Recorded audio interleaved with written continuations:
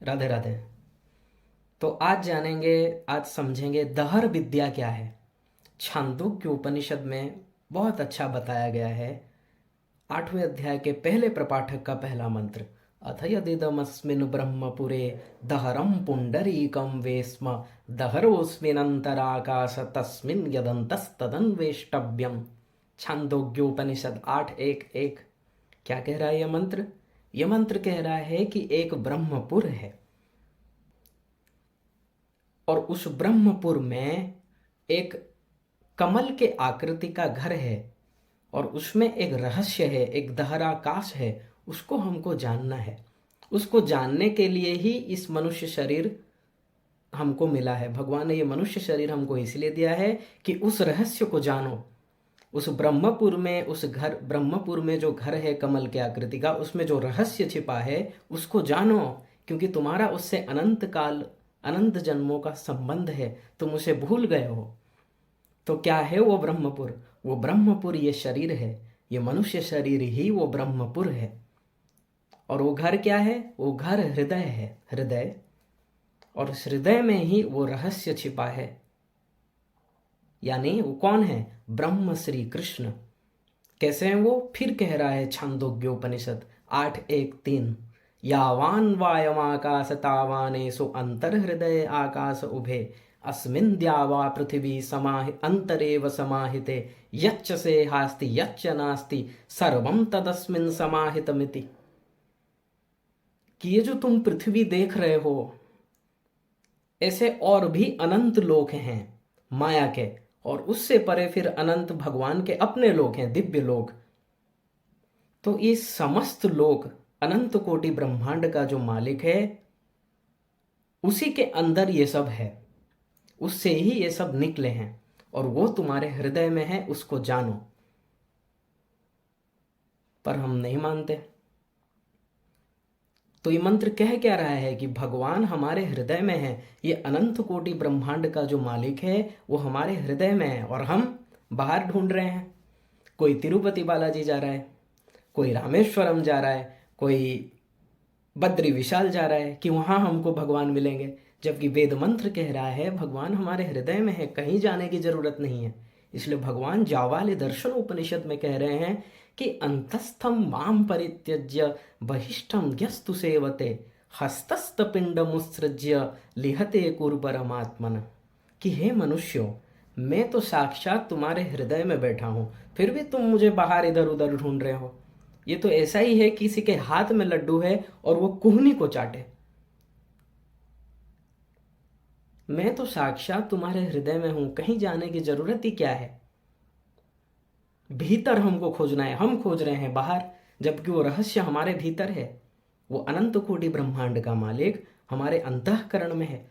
श्वेताश्वतर उपनिषद में भी आप लोगों को बताया गया कि द्वासुपर्णा सयुजा सखाया, हमारे हृदय में दो पक्षी हैं, एक ब्रह्म यानी हमारा बाप, एक उसका पुत्र ये जीव। दोनों एक ही जगह पर हैं और सदा साथ रहते हैं। तो उस रहस्य को जानना है। जैसे एक बहुत बड़ा, मान लीजिए भिखारी हो, गरीब हो, इधर उधर भीख मांगता हो, दिन रात उसी से चलता हो, तो इसके लिए भी छांदोग्य उपनिषद फिर कह रहा है 8वें अध्याय के 3रे प्रपाठक का दूसरा मंत्र कि हिरण्य निधिम निहितम क्षेत्रज्ञा उपरि उपरि संचरन्तो न विन्देयुरेवमेवेमाः सर्वाः प्रजा अहरर गच्छन्त्य एतं ब्रह्मलोकम न विन्देत नृत्येन हि प्रत्यूढ़ा। जैसे कोई बहुत बड़ा भिखारी हो, दिन रात इधर उधर भटकता हो रोटी के लिए, खाने के लिए, और कोई ज्योतिषी उसको ये बता दे कि ए मूर्ख, तू इधर उधर क्यों भीख मांग रहा है? तेरे घर के नीचे ही, तू जहाँ रह रहा है वहाँ नीचे ही बहुत संपत्ति भरा पड़ा है, इसलिए जल्दी से उसको गड्ढा, थोड़ा सा गड्ढा कर ले, निकाल ले, तुझे मिल जाएगा। बहुत संपत्ति पड़ा है। ठीक ऐसे ही दिन रात हम इधर उधर खोज रहे हैं भगवान को, उस मंदिर में जाकर, उस आश्रम में जाकर, उस तीर्थ में जाकर। और ये मंत्र कहना चाहता है कि भगवान हमारे हृदय में है, इसलिए अंदर ही खोजो, बाहर कहीं जाने की ज़रूरत नहीं है। और यदि कोई ये व्यक्ति ये बात मान ले कि भगवान हमारे हृदय में हैं, तो उसको भगवत प्राप्ति हो जाएगी। अस्ति तेवोपलब्धस्य तत्वभावः प्रसिद्धति, कठोपनिषद 2:3-13। तुम केवल ये मान लो। उस भिखारी को उस ज्योतिषी ने बताया कि तेरे अंदर, तेरे घर के नीचे धन गड़ा है, तू निकाल ले, पर उसने माना नहीं। उसने कहा तुम हमको बेवकूफ़ मत बनाओ, तुम झूठ कह रहे हो। ऐसे ही अनंत जन्मों में अनंत संतों के लेक्चर हम सुन चुके, प्रवचन सुन चुके। उन्होंने बताया, उन्होंने समझाया क्या, कि तुम्हारे हृदय में भगवान है, भगवान नोट कर रहे हैं, प्रत्येक आइडियाज़ को नोट करते हैं। हम जो सोच रहे हैं भगवान वो नोट करते हैं और उसके हिसाब से फल देते हैं।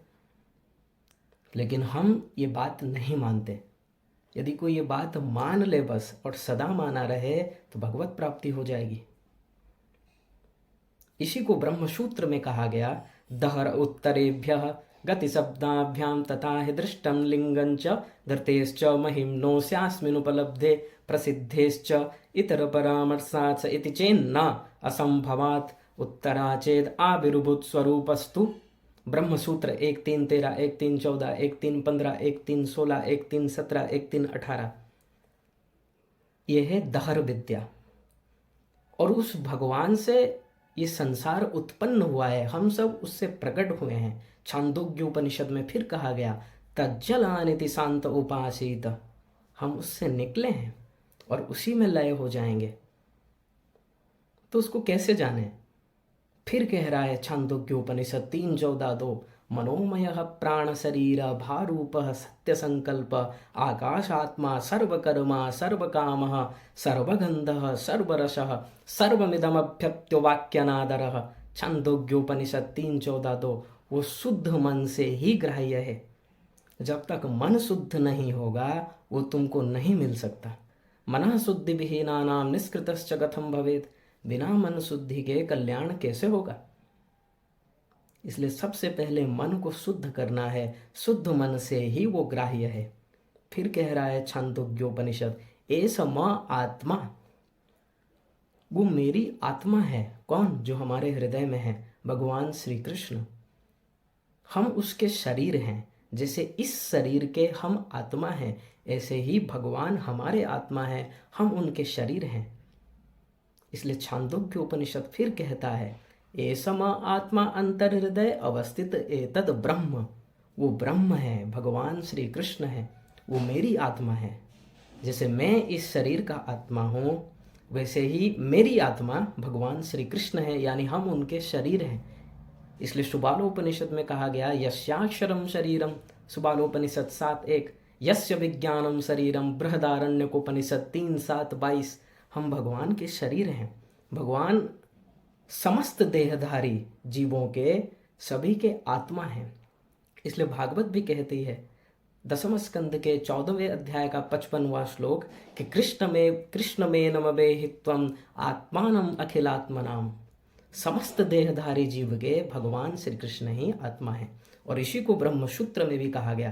पहला जो मंत्र था, तज्जलानिति शांत उपासीत, इसके लिए कहा गया सर्वत्र प्रसिद्धोपदेशात 1:2:1 ब्रह्मसूत्र। फिर मनोमय प्राण शरीर भारूप, इसके लिए कहा गया विवक्षित गुणपत्तेश्च 1:2:2 ब्रह्मसूत्र।